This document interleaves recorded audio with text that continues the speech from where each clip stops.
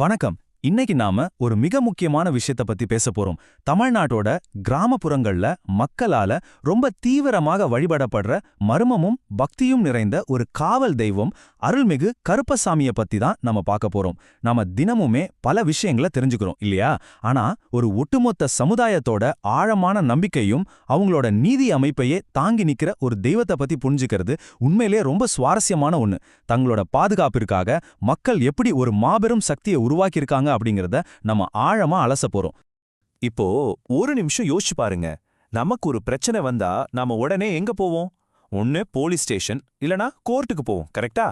ஆனா இன்னைக்கு வரைக்கும் தமிழ்நாட்டுல இருக்கிற பல கிராமங்கள்ல நம்ம நவீன நீதிமன்றங்களோட தீர்ப்பை விட ஒரு குறிப்பிட்ட தெய்வத்தோட வாக்கு அல்லது தீர்ப்பு தான் ஃபைனல்னு மக்கள் உறுதியா நம்புறாங்க. நீங்க கோர்ட்டு தீர்ப்பை எதிர்த்து கூட அப்பீல் பண்ணலாம். ஆனா இந்த தெய்வத்தோட தீர்ப்பை மீற யாருமே துணிய மாட்டாங்க. அந்த அளவுக்கு அவர் மேல பயமும் மரியாதையும் கலந்த ஒரு தீவிர பக்தி இருக்கு. அப்படிப்பட்ட அந்த உச்சக்கட்ட நீதிபதி வேற யாரும் இல்ல, அவர்தான் கருப்பசாமி. பகுதி 1. காவல் தெய்வம் கருப்பசாமி. உச்ச நீதிமன்றத்தையே மிஞ்சிற அளவுக்கு இருக்கிற அந்த நீதிபதியை புரிஞ்சுக்க முதல்ல நாம காவல் தெய்வம்னா என்னன்னு தெரிஞ்சுக்கணும். காவல் தெய்வம் அப்படிங்கிறது ஏதோ சாதாரண வார்த்தை கிடையாதுங்க. கிராமப்புறங்கள்ல இது ஒரு மிக முக்கியமான கலாச்சார அடையாளம். காவல் தெய்வம்னா வெறும் கோவிலுக்குள்ள இருக்கிற ஒரு சிலை மட்டும் இல்ல, அது ஒரு ஊரோட எல்லையை காக்கிற ஒரு பவர்ஃபுல்லான எல்லை தெய்வம். தீமைகளை அழிச்சு நல்லவர்களை எந்த விதமான காம்ப்ரமைஸும் இல்லாம தொடர்ந்து பாதுகாக்கிற ஒரு மாபெரும் சக்தி. சிம்பிளா சொல்லணும்னா இவங்க தான் அந்த ஊரோட ஆன்மீக பாதுகாவலர். பகுதி 2. கருப்பசாமியின் தோற்ற வரலாறு. சரி, இப்போ நம்ம கிராமப்புற யதார்த்தத்துல இருந்து கொஞ்சம் மேல போய் ஒரு பிரம்மாண்டமான வரலாற்றுக்கு பயணிக்கலாம். இந்த கதை கைலாய மலையில தொடங்குது. ஒருமுறை சிவபெருமானும் பார்வதி தேவியும் இந்த உலகை காக்கிறதுக்காக ஒரு புதிய காவல் தெய்வம் வேணும்னு முடிவெடுக்கிறாங்க. அப்போ சிவனோட அருளால ஒரு மாபெரும் சக்தி உருவாகுது.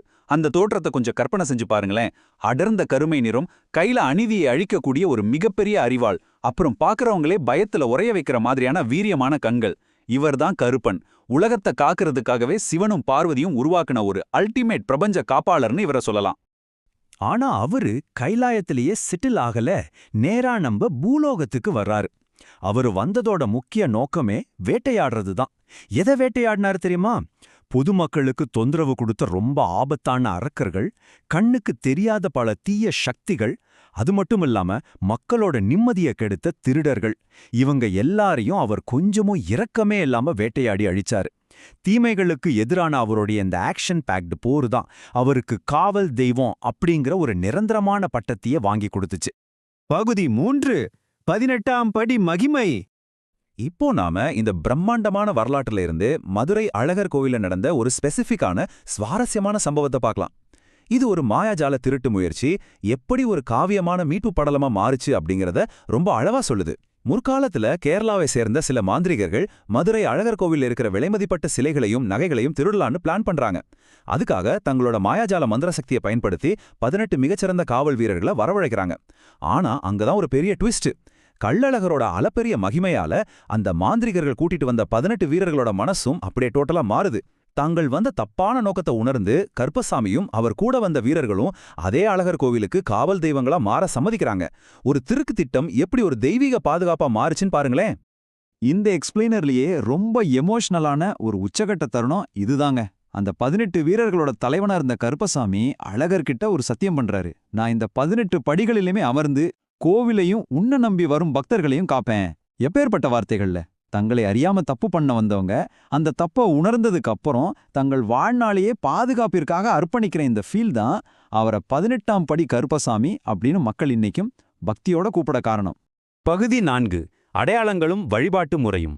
சரி, இன்றைய நவீன காலத்துல மக்கள் அவரை எப்படி தங்களோட அன்றாட வாழ்வில வழிபடுறாங்கன்னு பார்க்கலாம். பொதுவா சாமிக்கு நம்ம என்ன படையல் வைப்போம்? பழங்கள் இல்லனா ஸ்வீட்ஸ் வைப்போம். ஆனா கருப்பசாமிக்கு வைக்கப்படுற படையல்கள் முற்றிலும் மாறுபட்டவை. சொல்லப்போனா ரொம்ப ஆச்சரியமானவை.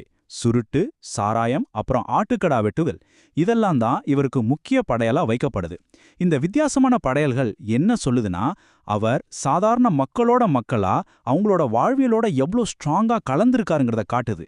கருப்பா அப்படின்னு உருக்கி கூப்புற பக்தர்களுக்கு அவர் உடனே ஓடி வந்து ஹெல்ப் பண்ணுவாருங்கிறது மக்களோட ஒரு அசைக்க முடியாத நம்பிக்கை. கருப்பசாமியோட தன்மையில இருக்கிற 2 வேற வேற முகங்களை அவருடைய புனித ஆயுதங்கள் நமக்கு ரொம்ப தெளிவா காட்டுது. ஒரு பக்கம் அந்த பிரம்மாண்டமான பெரிய அரிவாள், இது சும்மா ஒரு ஷோகேஸ் பொருள் கிடையாதுங்க. தீமையையும் அநீதியையும் ஈவு இரக்கமே இல்லாம வெட்டி சாய்க்கிற ஒரு வன்முறையின் குறியீடு. இன்னொரு பக்கம் அந்த வெள்ளை குதிரை கிராமத்தோட எல்லைகளை இரவும் பகலும் சுத்தி வந்து அப்பாவி மக்களை கண்ணும் கருத்துமா பாதுகாக்கிற ஒரு காவல் குறியீடு. அநீதிக்கு கடுமையான தண்டனை, நல்லவங்களுக்கு அசைக்க முடியாத பாதுகாப்பு. இந்த 2 விஷயத்தையும் தான் இந்த ஆயுதங்கள் நமக்கு ரொம்ப அழகா உணர்த்துது. பகுதி 5 மக்களின் நீதிபதியும் இரட்சகனும். இப்போ ஒரு முக்கியமான கேள்விக்கு வருவோம். இத்தனை கதைகள், வழிபாட்டு முறைகள், இதுக்கெல்லாம் பின்னால் இருக்கிற ஆழமான சமூகவியல் அர்த்தம் என்ன? கருப்பசாமி அப்படிங்கிறவர் உண்மையிலேயே யார்? புராணங்கள் அவரை கைலாயத்திலிருந்து வந்த ஒரு பிரம்மாண்டமான பிரபஞ்ச காப்பாளர்னு சொல்லுது. ஆனா நிஜத்துல உண்மையான சமூகவியல் ஃபேக்ட் என்னன்னா, அவர் கிராமப்புற நீதியோட மிகச்சிறந்த சின்னம். சமுதாயத்துல நடக்கிற அநீதிகளுக்கு எதிரா சாதாரண கிராமத்து மக்கள் கிட்ட எழக்கூடிய நியாயமான கோபத்தோட, பாதுகாப்போட ஒரு தூய்மையான வெளிப்பாடு தான் கருப்பசாமி. சிம்பிளா சொல்லணும்னா, அதிகாரம் இல்லாதவங்களோட அதிகாரமா அவர் பார்க்கப்படுறாரு. இங்க நம்ம நோட் பண்ண வேண்டிய மிக முக்கியமான பாயிண்ட் இதுதாங்க.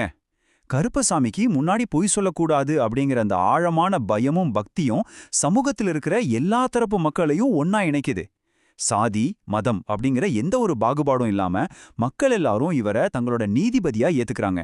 யார் தப்பு பண்ணாலும் தண்டனை கன்ஃபார்ம் அப்படிங்கிற அந்த சமத்துவமான நீதிமுறை தான் இன்னைக்கு இவரை மக்களை ஒன்றிணைக்கிற ஒரு மாபெரும் சக்தியா மாத்திருக்கு. ஃபைனலா இந்த ஒரு கேள்வியோட நாம முடிச்சுக்கலாம். இன்னைக்கு நம்ம கிட்ட போலீஸ் ஸ்டேஷன் இருக்கு, சட்ட புத்தகங்கள் இருக்கு, நிறைய நவீன நீதிமன்றங்கள் இருக்கு. ஆனா இதெல்லாம் சில நேரங்கள்ல தோத்து போகும்போதோ இல்ல தாமதமாகும் போதோ உடனடியான உறுதியான நீதிக்கான மனிதர்களோட தேடல் ஏன் இன்னைக்கும் கருப்பசாமி கிட்டேயே வந்து நிக்குது? கிராமப்புற நாட்டுப்புற கதைகளோட வலிமையும் மனித மனசுக்கு நீதியின் மேல இருக்கிற தாகமும் எவ்வளவு ஆழமானது அப்படிங்கறத கொஞ்சம் யோசிச்சு பாருங்க. இது கண்டிப்பா நம்ம எல்லாரையும் சிந்திக்க வைக்கிற ஒரு விஷயம் தாங்க.